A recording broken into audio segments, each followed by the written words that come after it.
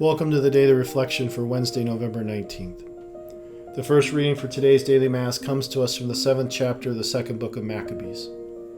It reads, It happened that there were 7 brothers with their mother who were arrested and tortured with whips and scourges by the king to force them to eat pork in violation of God's law.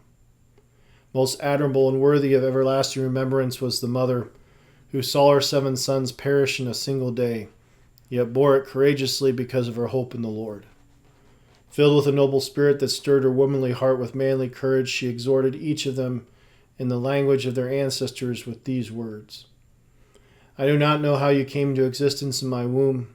It was not I who gave you the breath of life, nor was it I who set in order the elements of which each of you is composed. Therefore, since it is the Creator of the universe who shapes each man's beginning, He brings about the origin of everything.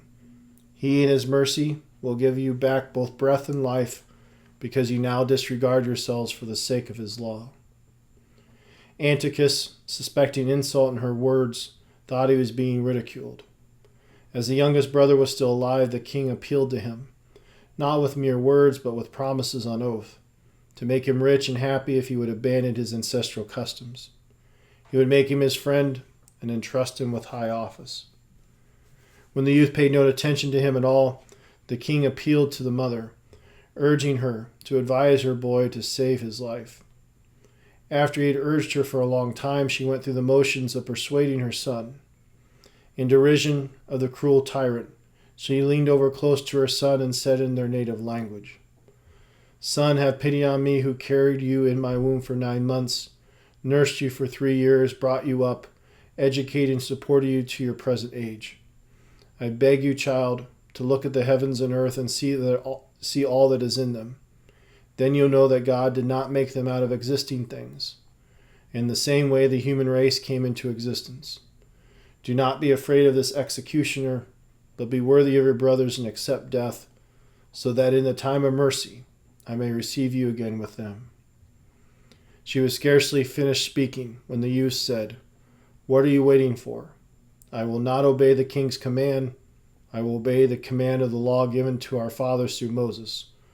But you who have contrived every kind of affliction for the Hebrews will not escape the hands of God.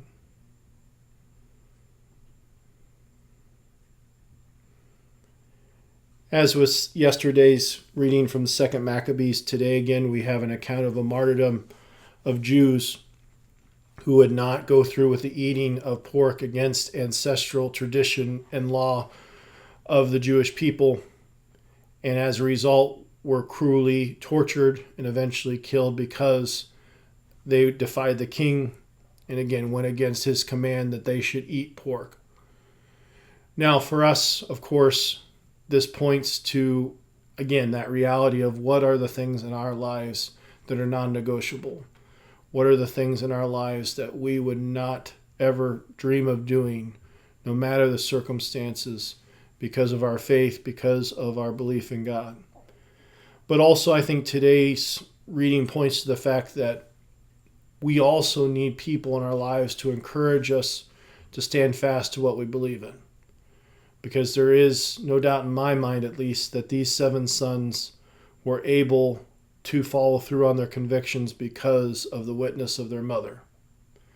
And on top of it, in our own lives, we can stay strong in our convictions. We can stay strong in our beliefs when we have people around us who are faithful, who are strong, who are encouraging, and help us to navigate, again, this world that at times seems like holds nothing sacred, that's willing to give anything and everything away.